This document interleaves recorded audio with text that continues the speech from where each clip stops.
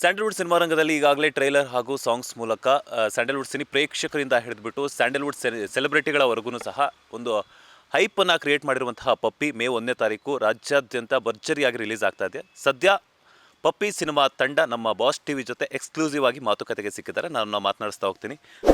ಮೊದಲನೇದಾಗಿ ನಮಸ್ತೆ, ಹೇಗಿದ್ದೀರಾ? ನಮಸ್ತೆ ಸರ್, ನೀವು ಹೇಗಿದ್ದೀರಿ? ನಾನು ಸೂಪರ್ ಆಗಿದ್ದೀನಿ. ನೀವು ಹೇಗಿದ್ದೀರಾ? ನಾವು ಚೆನ್ನಾಗಿದೆ ಸರ್, ನೀವು ಹೇಗಿದ್ದೀರಿ? ನಾನು ಸೂಪರ್. ಪಪ್ಪಿ ಪಪ್ಪಿ ಅದು ಮಾತಾಡಲ್ರಿ. ಮಾತಾಡಲ್ಲ? ಅಲ್ರಿ, ನಿಮ್ಮ ಹತ್ರನೇ ಮಾತಾಡಿಸುತ್ತಾ? ನಮ್ಮ ಹತ್ರನೂ ಮಾತಾಡಲ್ರಿ. ಓಕೆ. ಹ್ಞೂ, ಮತ್ತೆ ಹೆಂಗೆ ಶೂಟಿಂಗ್ ಮಾಡಿದ್ರಿ? ಪಪ್ಪಿ ಮಾತಾಡಲ್ಲ ಅಂತಂದ್ರಲ್ಲ. ಅದು ಆ್ಯಕ್ಟಿಂಗ್ ಕಲ್ಸರಿ ಅದಕ್ಕೆ. ಹೌದಾ? ಹೆಂಗೆಲ್ಲ ಆ್ಯಕ್ಟ್ ಮಾಡಿದ್ರಿ? ನಾವು ಚೆನ್ನಾಗಿ ಮಾಡಿರಿ. ಓಕೆ. ಆಯುಷ್ ಅವರೇ ನಮಸ್ತೆ ಆ್ಯಂಡ್ ಕಂಗ್ರ್ಯಾಚುಲೇಷನ್ಸ್. ಮೇ 1ನೇ ತಾರೀಕು ರಾಜ್ಯಾದ್ಯಂತ ಭರ್ಜರಿಯಾಗಿ ಪಪ್ಪಿ ಪ್ರದರ್ಶನ ಆಗೋದಕ್ಕೆ ರೆಡಿ ಆಗ್ತಿದೆ. ಸೊ ಒಂದಷ್ಟು ಗೊಂದಲಗಳು, ಅದ್ರ ಜೊತೆಗೆ ಒಂದಷ್ಟು ಕನ್ಫ್ಯೂಷನ್ಸು, ಅದ್ರ ಜೊತೆಗೆ ಒಂದು ಸ್ವಲ್ಪ ಭಯ ಇರುತ್ತೆ. ಯಾಕಂದರೆ ಫಸ್ಟ್ ಸಿನಿಮಾ ಈ ಥರ ರಿಲೀಸ್ ಆಗ್ತಿದೆ ಅಂತಂದಾಗ ಏನು ಹೇಳೋಕ್ಕೆ ಇಷ್ಟಪಡ್ತೀರಾ? ಭಯ ಅನ್ನೋದಕ್ಕಿಂತ ಒಂದು ಕ್ಲಾರಿಟಿ ಇದೆ ಸರ್. ಅಂದರೆ ಈಗ ಕನ್ನಡ ಇಂಡಸ್ಟ್ರಿಲಿ ಭಯ ಅನ್ನೋದಕ್ಕಿಂತ ಒಂದು ಸ್ವಲ್ಪ ಕ್ಲಾರಿಟಿ ಇದೆ ನಮಗೆ. ಯಾಕಂದರೆ ಟ್ರೈಲರ್ ತುಂಬ ಇಷ್ಟ ಆಗಿರೋದ್ರಿಂದ, ಸೊ ಆ ಕಂಟೆಂಟು ಜನರಿಗೆ ಇಷ್ಟ ಆಗಿರೋದ್ರಿಂದ, ಸೊ ಹಾಗಾಗಿ ಒಂದು ಸ್ವಲ್ಪ ಫಿಯರ್ ಕಡಿಮೆ, ಡೇರಿಂಗ್ ಜಾಸ್ತಿ ಇದೆ ಅಂತ ಹೇಳೋಕ್ಕೆ ಇಷ್ಟಪಡ್ತೀನಿ ಸರ್. ಓಕೆ. ಮಿನಿ ಪ್ರೊಡ್ಯೂಸರ್ ಕೂಡ ಇಲ್ಲೇ ಕೂತ್ಬಿಟ್ಟಿದ್ದಾರೆ, ಅದೃಷ್ಟ ಅಂತ ಹೇಳ್ಬಿಟ್ಟು. ಹಾಯ್. ಆಯ್. ಸೊ ಫಸ್ಟ್ ಟೈಮ್ ಪ್ರೊಡ್ಯೂಸ್ ಮಾಡಿದ್ದೀರಾ, ನಿಮ್ಮ ಫಾದರ್ ದುಡ್ಡು ಹಾಕಿರ್ತಾರೆ, ನೀವು ಪ್ರೊಡ್ಯೂಸ್ ಆಗಿದ್ದೀರಾ. ಹೆಂಗೆಸ್ಟ್ ಪ್ರೊಡ್ಯೂಸರ್ ಸ್ಯಾಂಡಲ್ವುಡ್ ಸಿನಿಮಾ ರಂಗಕ್ಕೆ. ಸೊ ಪಪ್ಪಿಗೆ ಏನು ಹೇಳ್ತೀರಾ? ಥ್ಯಾಂಕು.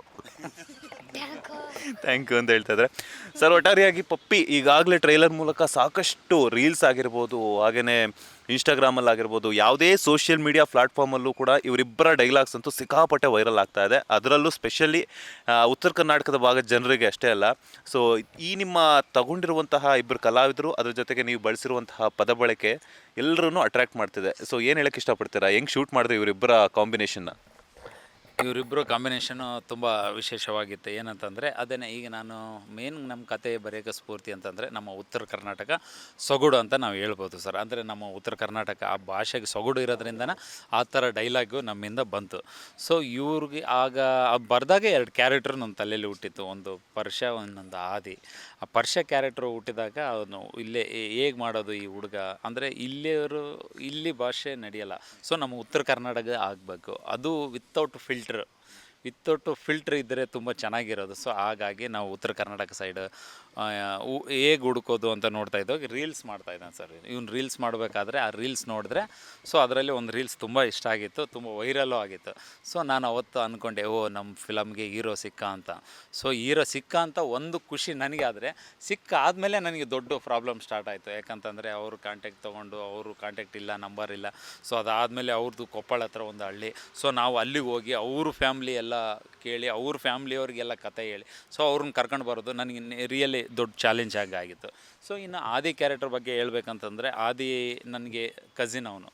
ಸೊ ಹಂಗಾಗಿ ನನಗೆ ಅವ್ನಿಗೆ ಈಸಿ ಆಯಿತು. ನಾನು ಅವ್ನು ಕೇಳ್ತಾಯಿದ್ದೆ, ಅದೇ ನಿಮ್ಮ ಫ್ರೆಂಡ್ ಯಾರಾದರೂ ಉತ್ತರ ಕರ್ನಾಟಕದ್ರು ಡುಮ್ಗೆ ಇದ್ದಾರೇನೋ, ಇವನು ಫ್ರೆಂಡ್ ಕ್ಯಾರೆಕ್ಟರ್ ಡುಮ್ಗೆ ದಪ್ಪಗ ಆ ಥರ ಬೇಕಾಯ್ತು. ಮಾಮ ನಾನು ಮಾಡ್ತೀನಿ ಮಾಮ ಕ್ಯಾರೆಕ್ಟರ್. ಇಲ್ಲಲ್ಲೇ ನೀನು ಬೆಂಗಳೂರಲ್ಲಿ ಇರ್ತೀಯ, ಆ ಉತ್ತರ ಕರ್ನಾಟಕ ಸ್ಲ್ಯಾಂಗ್ ಬರೋಲ್ಲ ಅಂತ ನಾನು ಹೇಳಿದಾಗ ಅವ್ನ ತಲೆಯಲ್ಲಿ ಏನೋ ಕೂತ್ಕೊಂತು.